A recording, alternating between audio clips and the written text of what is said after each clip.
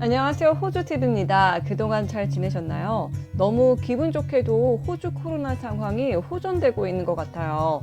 시드니가 속해 있는 NSW주의 경우에는 현재 7일째 지역 감염이 나오고 있지 않죠. 그 상황 함께 보실게요. 오늘 확진자 수 현황 나왔네요. 2일. 따끈따끈합니다. 보니까 오늘 2일 같은 경우 총 4분이 확진됐고요. 새로운 케이스죠. 그리고 그 4분이 모두 호텔 격리소에서 나왔습니다.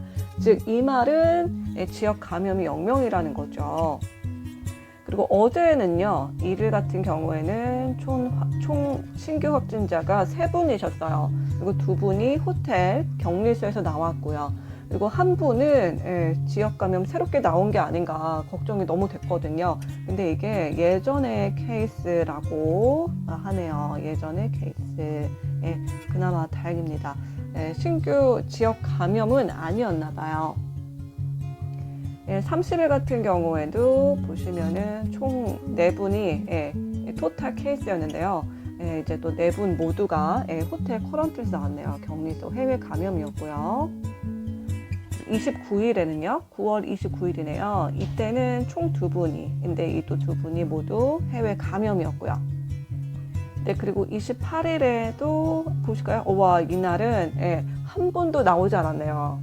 당연히 해외 감염도 마찬가지고요. 지역 감염도 0명이고요. 그 전날인 27일도 한번 볼까요? 27일.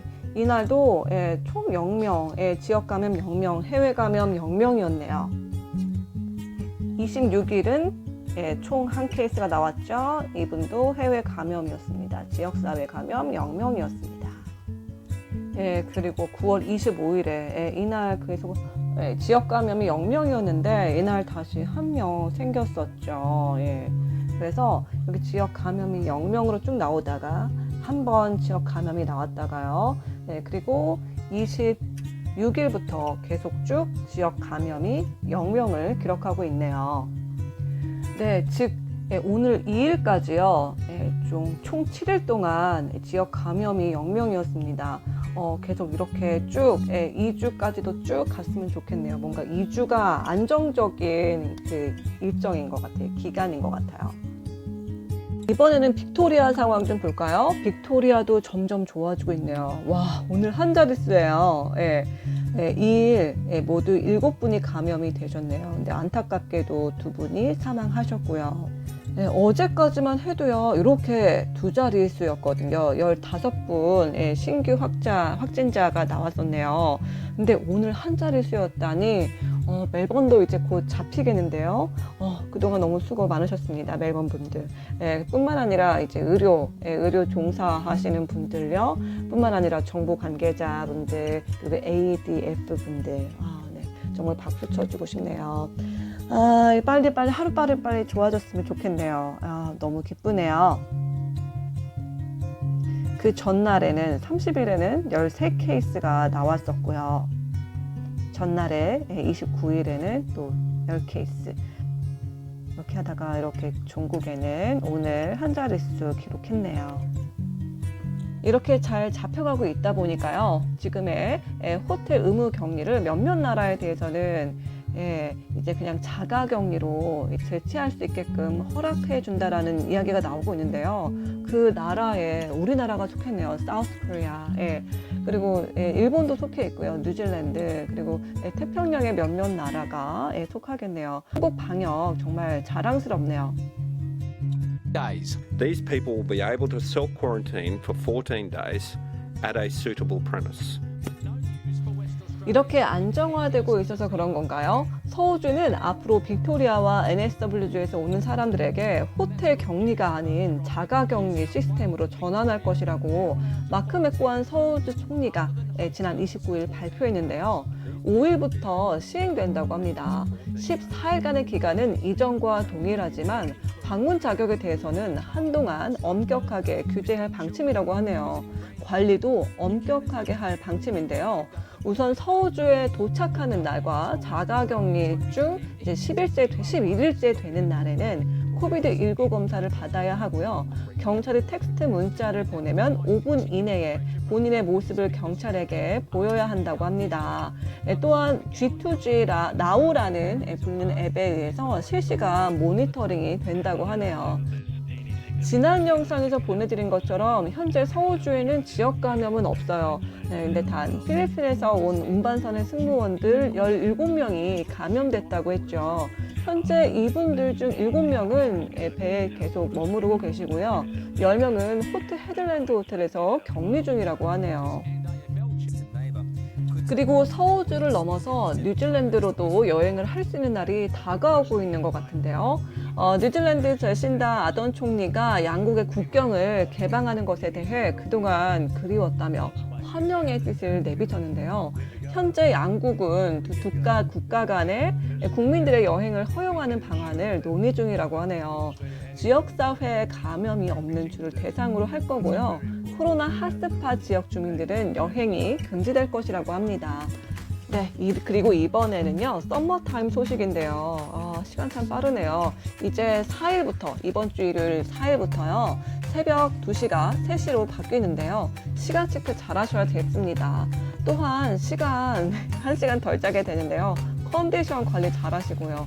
이름으로써 한국과의 시간차는 2시간 늘어나겠네요. 단 퀸즐랜드주와 WA주, NT주는 썸머타임을 시행하지 않죠. 이 점도 알고 계시면 좋을 것 같습니다. 이번에는 호주 기후에 관한 이야기인데요. 지난 영상에서 올봄 산불의 위험이 작년보다 덜 할 것이다 라고 했던 거 기억나시죠? 모두 라니나의 영향 때문인데요. 올해로 인해 더 습한 날씨가 이어질 전망이라고 하네요. 몇 년간 가뭄이 심각했어서 반갑게 느껴지기도 하지만 태풍의 횟수가 연평균 19회보다 많아질 것으로 예상되고 위력도 강해질 것으로 예상이 되고 있습니다. 라니냐는 서태평양의 바다 온도가 상승하면서 발생하는 이상 기후죠. 해마다 영향이 다르다고 해요. 2010년부터 12년도에 고쯤에 브리즈번에 큰 비를 내리기도 했죠. Been found contaminated with needles. 이번엔 뜨악하실 소식 가져왔는데요. 딸기 속 바늘 사건 기억하시죠? 2년 전 모두를 경악하게 했는데요. 용의자로 퀸즐랜드 딸기 농장의 50대 직원이 체포되기도 했죠. 이번에도 근데 또 발견됐습니다. 모방 범죄가 끊이지 않네요. 모두 2차례였고요. 먼저 24일에는 애들레이드에서 발견이 됐죠. 11세 소년이 딸기를 칼로 잘랐는데요. 4개 중 3개에서 바늘이 발견됐다고 하네요. 다행히 칼로 잘라봐서 정말 천만다행이었던 것 같아요. 입안에 찔리지 않았기 때문에요. 찔렸으면 정말 큰일 날 뻔했어요. 이 딸기 브랜드는요, 퀸즐랜드산 베리 인덜전스라고 하네요.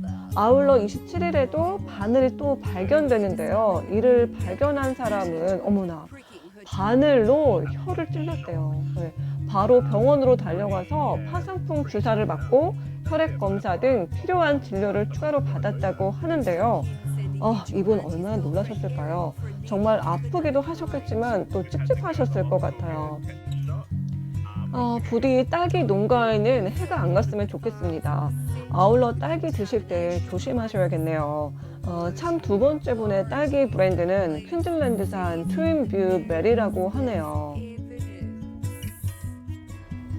이번엔 재미있는 영상 가져와 봤어요. 네, 2마리의 굶주린 돌고래가 해변을 찾는 사람들이 서 있는 곳에서 불과 몇 미터 떨어진 인기 있는 시드니 해변의 얕은 바다에서 수천 마리의 연어무리를 사냥하는 모습이 포착이 된 건데요.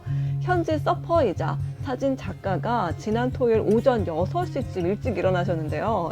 마로브라 해변의 바다에서 큰 검은 그림자를 발견했고요. 드론으로 날린 후 돌고래가 수천 마리의 물고기를 쫓아다니는 것을 알았다고 하시네요. 정말 물고기 반 고기 반이네요. 물 반 고기 반이네요. 이날 저곳에 있었어야 했는데. 이번에는 기준금리에 관한 소식 가져왔는데요. 웨스트팩 은행이 지난주 호주 중앙은행이 11월 초에 기준금리를 현재 0.25%에서 0.1%로 추가 인하할 것이라는 전망을 내놨네요. 그렇게 되면 이자가 좀 줄어들까요? 아무튼 계속해서 기준금리가 인하될 전망인가 봐요. 이번엔 이스트우드 주차장 공사 소식인데요. 2021년 7월에 완공을 예정으로 하고 있는데요. 언제 공사를 하나 참 궁금했는데요. 오는 7일부터 시작한다고 합니다. 주차장이 새로 생길 생각을 하니 좋긴 하지만 이 지역 일대에 주차기가 하늘의 별 따기가 되겠네요. 49대의 주차 공간이 사라지게 된다고 하는데요. 이로 인해서 주변 메이 스트리트와 에셀 스트리트, 퍼스트 애비뉴에 2시간 동안 주차를 할 수 있는 대체 공간이 7일부터 마련된다고 하니까요. 그나마 다행이네요.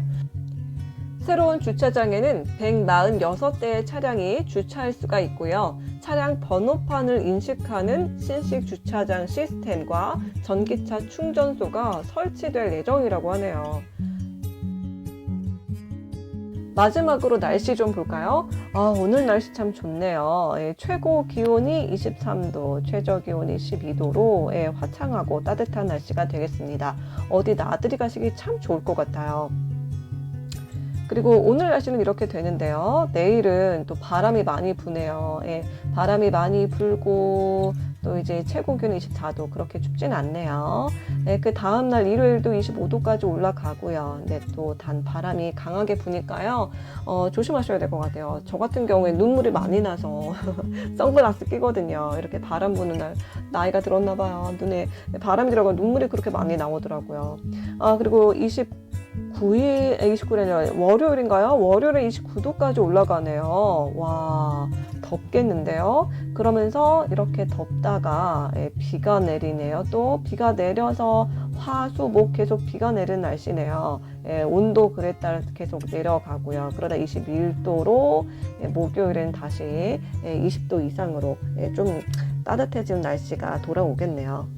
그래서 이 시드니 이 지역을 중심으로 위쪽으로 뭐 퀸즐랜드요, 뭐 노던 테리토리 쪽은 더 따뜻하겠죠? 더울 수 있을 것 같아요. 그 아래쪽에 멜번이나 뭐 캔버라, 애들레이드 쪽은 좀 날씨가 기온이 좀 낮겠네요. 이 점 감안하시고 또 보시면 좋을 것 같아요. 오늘 이런저런 소식 전해드렸는데요. 도움 되셨길 바랄게요. 아무튼 즐거운 주말 또 즐거운 하루하루 보내시고요. 저희는 다음 영상에서 또 봬요. See ya!